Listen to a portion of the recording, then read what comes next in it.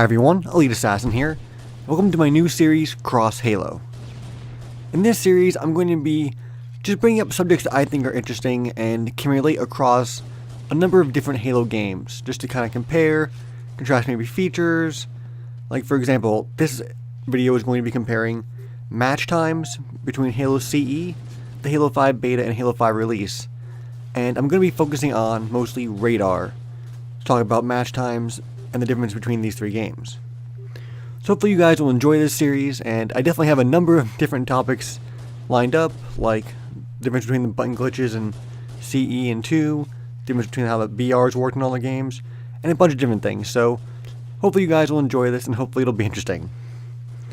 Now, like I said, today I want to talk about the difference in match times as the series has gone on, specifically talking about Halo CE compared to the Halo 5 beta, compared to the Halo 5 full release. Now I know there's going to be a very weird transition there going from the first game to the very end of the series, but there is a reason, I promise.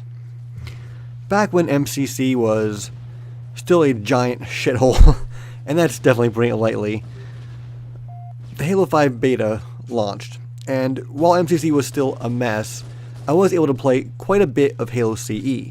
So when going through my recordings when the beta was over, I had a mix of Halo 5 beta and CE videos just all together, and when going through them I noticed something that definitely caught my attention.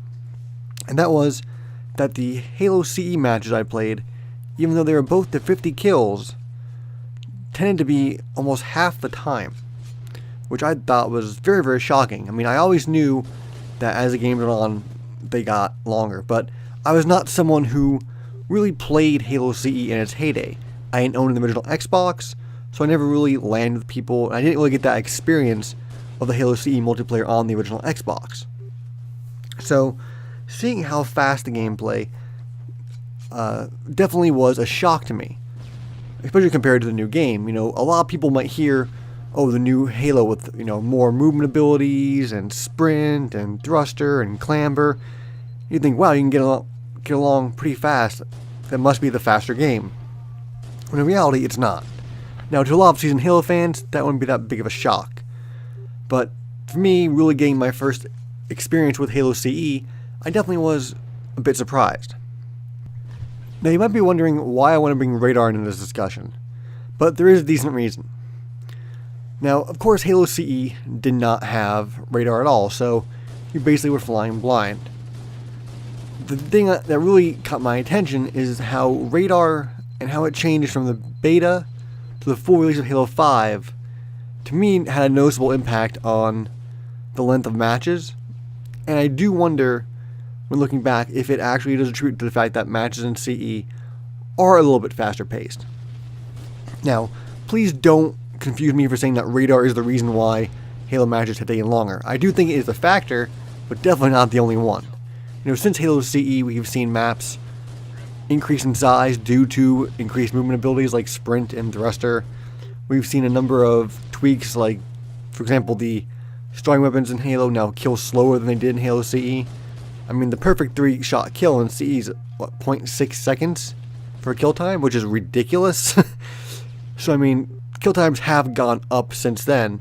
You know, the strong weapons have changed, and the way the strong weapon even works has changed from hit scan, older game in Halo 2 to back to projectile for Halo 3. Halo CE was projectile. And there have just been so many changes in the series overall. There's a lot of different factors that make it so the game lasts longer. But I do think Radar has a place in making games last a little bit longer. And that's what I want to talk about today, discuss, and of course if you guys have conflicting opinions, you know, please post them down in the comments. This video series is also meant to be a discussion, not just me sitting here blabbing what I think is right. I do want to discuss with you guys about these ideas, these topics I have, and really just see where you guys stand on this stuff. So, let me get this out of the way first too. When it comes to playing Halo, my favorite way to play it is without Radar. I enjoyed the Team Hardcore playlist in Halo 3, and then eventually changed to MLG.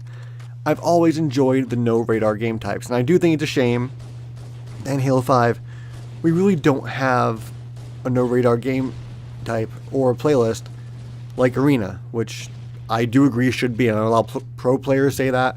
A lot of people in the competitive community say that, and I do agree. I just like it better. That's just my personal opinion. And one of the reasons I do like it is because you can move around freely without worrying about giving your position away, without hampering your speed of movement. Because if you're on radar, if you don't want someone to know you're coming, you have to crouch, which slows down your progress. But without radar, you're free to move wherever you want, as fast as you want, and you're not inhibited by the fact that someone might know you're coming. It's all based on how you feel the game going. Do you think someone's behind you? Are you checking around? How aware are you? I just feel no radar gameplay is the best. And actually, I just said it right there. One of the reasons why I think it slows down gameplay. Because it doesn't allow you to move, and people don't want to be caught on radar. They want to have the advantage. They want to get the jump on somebody. When playing the Halo 5 beta, the radar was a bit larger than it was in the full release of Halo 5.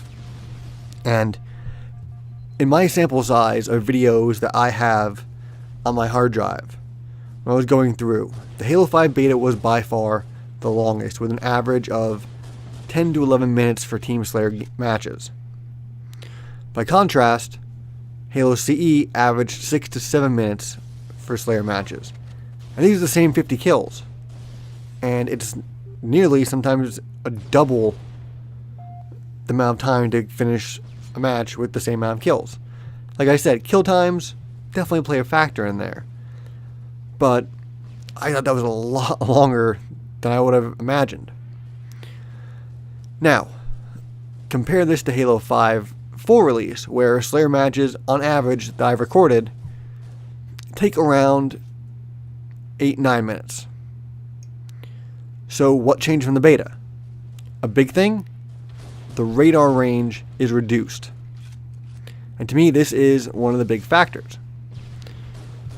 In the Halo 5 beta, in my experience, a lot of matches resulted in people crouch walking around maps, or just not really moving much at all because they didn't want to give themselves away. The radar was so big that you really had a good range on where people are. For example, on Eden Empire, whatever the one's one during the daytime, not the nighttime one. I was having a complete and total brain fart on that one here. I believe it's Empire. On Empire, you could be outside in the middle of the map where I believe Plasma Caster spawns, or it did spawn at one point, and you'd be able to detect people who were at Overshield. It was a little bit crazy, and I remember it just didn't make people want to move around. It made me not want to move around, because why would I? I'd be easily able to telegraph my movement to a lot of the team, even if they were nowhere in sight, and that was just crazy. As a result, like I said, most of my matches were very slow. A lot of them went to time. A lot of them didn't end with a score, or they just really weren't that fun. And to be 100% honest with you, I really didn't enjoy the Halo 5 beta that much toward the end. It ended up getting very frustrating to me, which I was very shocked by, and I wasn't feeling it, and it really was kind of depressed me a bit. When you compare it to Halo 5 now, that's really not the case. The radar might only be a little bit shorter than it was in the beta, but it still allows for a little bit more movement. Now, we've seen in competitive Halo that having the radar on really kind of kills some of the tense moments, and there are times where people have to crouch, and it really kind of makes for odd gameplay to watch. I do wonder if matches might be sped up a little bit if radar was taken off, because I feel like pros might be more likely to take chances if you have radar gone. Having that freedom to move around without giving away your position really is something that can't be overstated. And like I said, though there are a variety of factors that compare these two very different games, I do feel and I notice that I'm more likely to take chances in Halo CE, more likely to go around that corner, go through that door thinking that I can take someone on because they won't see me coming, than in Halo 5. I notice I'm a little bit more active in moving around, and even though they don't have all those crazy sprints and thrusts and stuff like that, I find that I'm a bit more just active in general. So I find it very interesting that these two games, one being old, and the casual game might look at it and think that, hey, you don't have a sprint, you don't have all these movement options, it's got to be the slower game. when in reality, that's really truly not the case. So, I made my kind of point here, and I'm interested if you guys agree, disagree. Let me know down in the comments below. Hopefully this is kind of interesting. Again, I just want this series to have little bits of interesting discussions.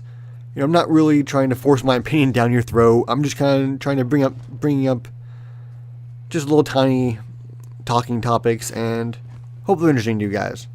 Let me know down in the comments below if you're enjoying the series, and I'll talk to you guys next time.